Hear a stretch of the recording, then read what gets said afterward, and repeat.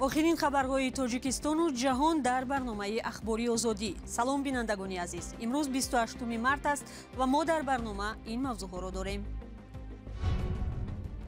سازمان‌های حامی حقوق برای رهایی روزنامه‌نگاری بازداشت شده تاجیک صدا بلند کردند و عفو بین الملل تاجیکستان را کشوری سرکوب گرداند. بحران سیاسی در اسرائیل. بنیامین نتانیاهو که می‌خواست نظام دادگاهی را تغییر دهد زیر فشار عقب نشینی کرد.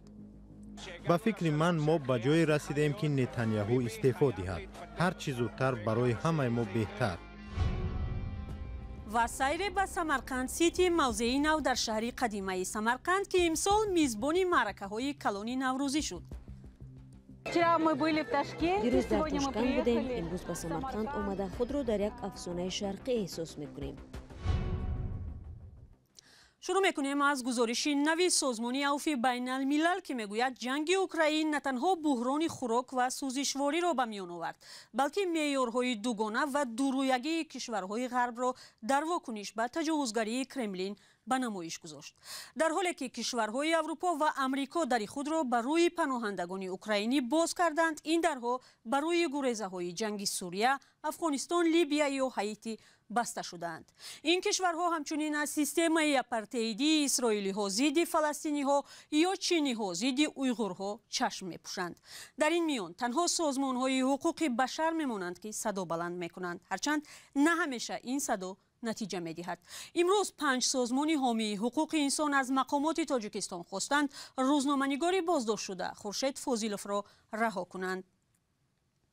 همکارم میرزانبی خالقزاد با ما در استودیو است. میرزانبی، حالا خورشید فاضلوف در کجا نگهداری می شود؟ به چی گمانبر است و سازمان ها مشخصاً از حکومت چی خواستند؟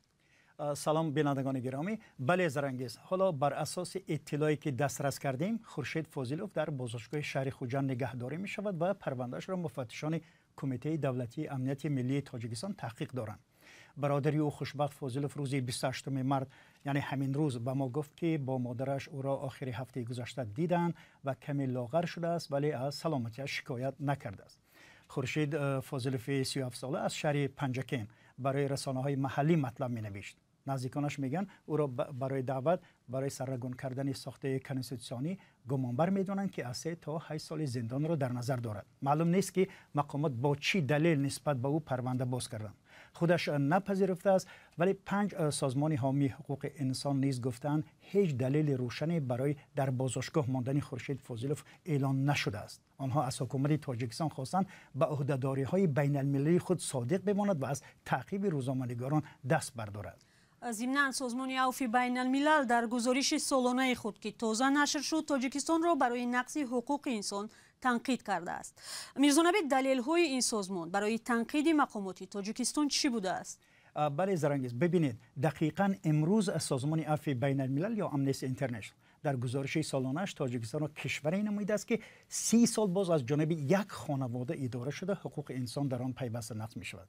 این سازمان در گزارشش تاجیکستان را به دلیل سرکوب اعتراضگران در ولایت مختار کوهستان بدخشان، حبس و تعقیب فعالان و ژورنالیستان، راه دادن شکنجه در بازداشتگاه و اخراج پناهجویان افغانستانی به وطنشان تنقید کرده است. عفو بین الملل نوشته است که سال گذشته فشار بالای روزنامه‌نگاران افزایش یافت و به طور بی سابقه روزنامه‌نگاران بازداشت زندانی کردند. حکومت تاجیکستان در گزارش آخر سال گذشته به سازمان ملل سببی از کشور راندن پناهجویان افغان را رعایت نکردن قانون‌های کشور گفت. تاجیکستان هنوز به گزارش نوی سازمان عفو بین الملل واکنش نکرده است، ولی در گذشته مقامداران همین حکومت چنین گزارش را یکجانبه نامیدند، هرچند دلایل مشخصی آنها را رد کرده نمی‌توانند. تشکر. همکارم میرزانبی خالقزاد بود که گزارش‌های سازمان‌های بین الملل درباره روزنامه‌نگاران و نقض حقوق انسان در تاجیکستان خلاصه کرد.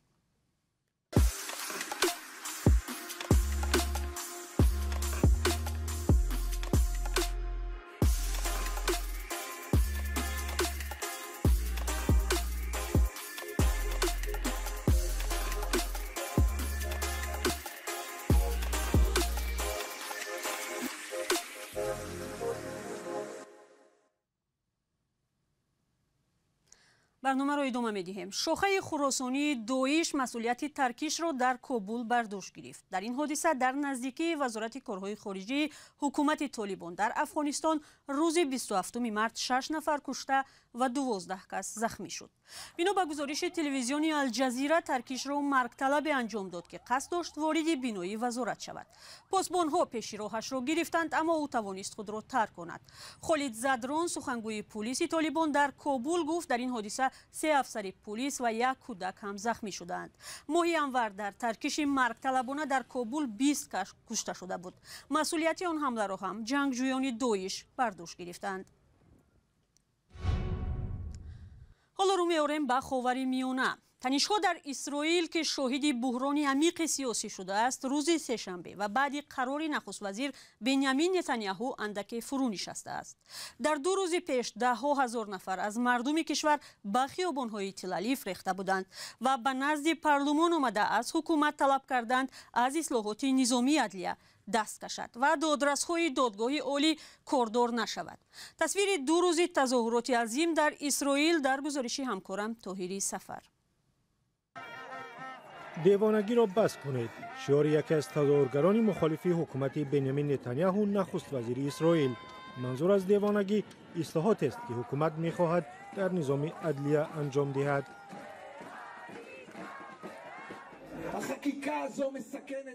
این قانون امنیت ملی را به خطر می اندازد، اقتصاد را از بین می برد، رابطه های بین المللی ما را در هم می شکند و مردم اسرائیل را تکه تکه می کند. این قانون نباید قبول شود. زیر فشار و از ترس موج عظیم این پرچم بدستان، کارشکنی سراسری و اختلافات عمیق در جامعه، بنیامین نتانیاهو عقب نشینی کرد و قبول طرح قانون اصلاحات را به تأخیر انداخت. با نظرداشت مسئولیت ملی و عزم پیشگیری از تفریق در میان مردم، من تصمیم گرفتم بررسی قانون در قرائت دوم و سوم در کنست را باز دارم تا وقت زیادتری برای مصالحه برای قبول قانون در مجلس بعدی داشته باشیم.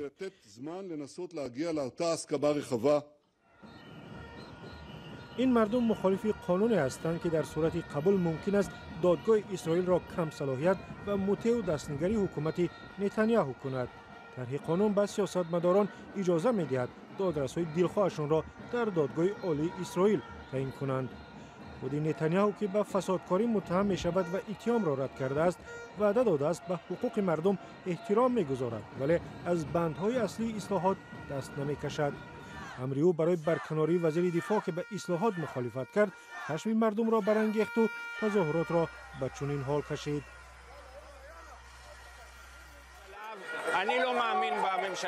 من به این حکومت باور ندارم. مهم نیست نخست وزیر من چی میگوید یا نمیگوید.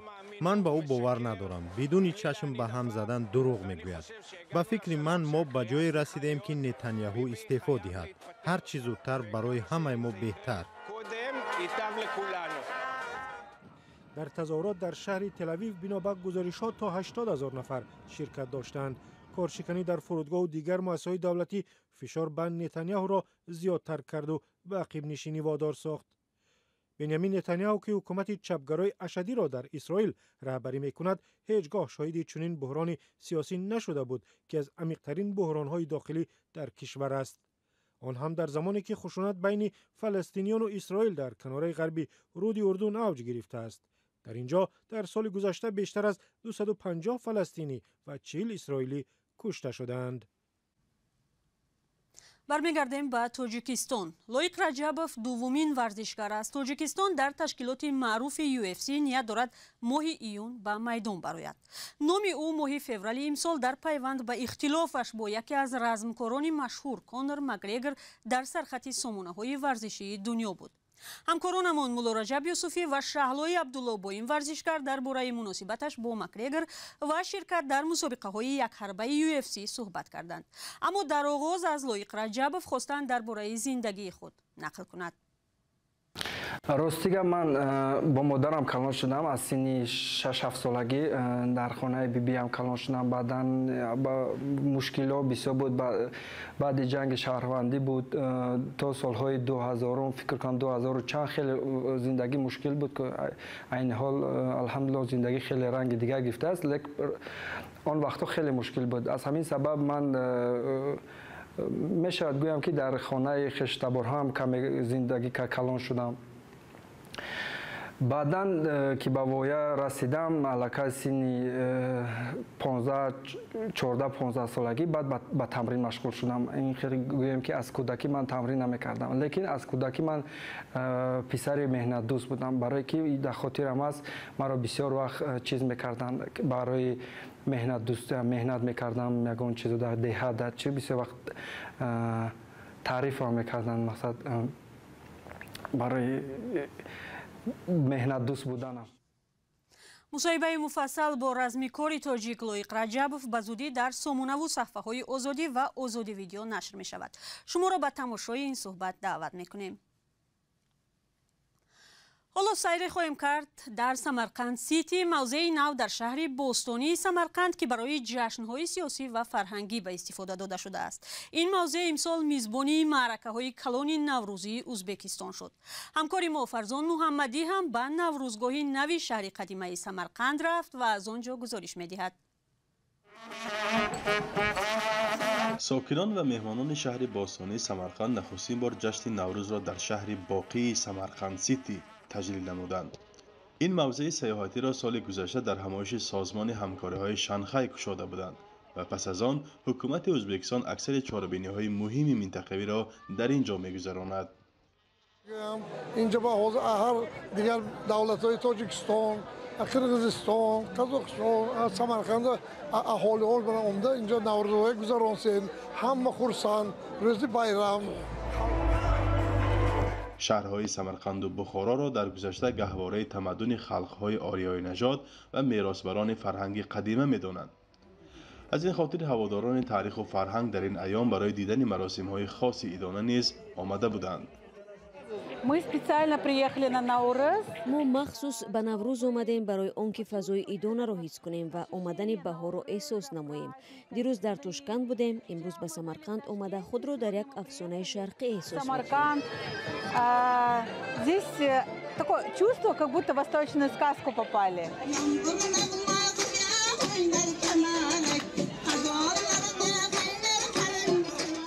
дар чанд гӯшаҳои ин наврӯзгоҳ растаҳои идона ва ансамблҳои ҳунарӣ намоишҳо доштанд. ҳунарҳои дастӣ ва бозиҳои идона ҷузъе аз анъанаҳои ин ҷашн буд. халқимизning asriy udumlarini санъати аслии халқӣ, сурудҳои мардумӣ ва миллиро барои намоиш додан бо гурӯҳамон омадем. имрӯз асосан тамошобинони мо меҳмонони аз дур омада ва сайёҳон буданд.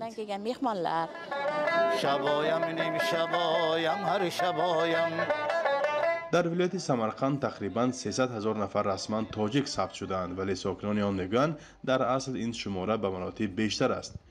мақомоти маҳаллӣ бо таъсиси созмони ҷамъияти тоҷиконро муттаҳид кардааст.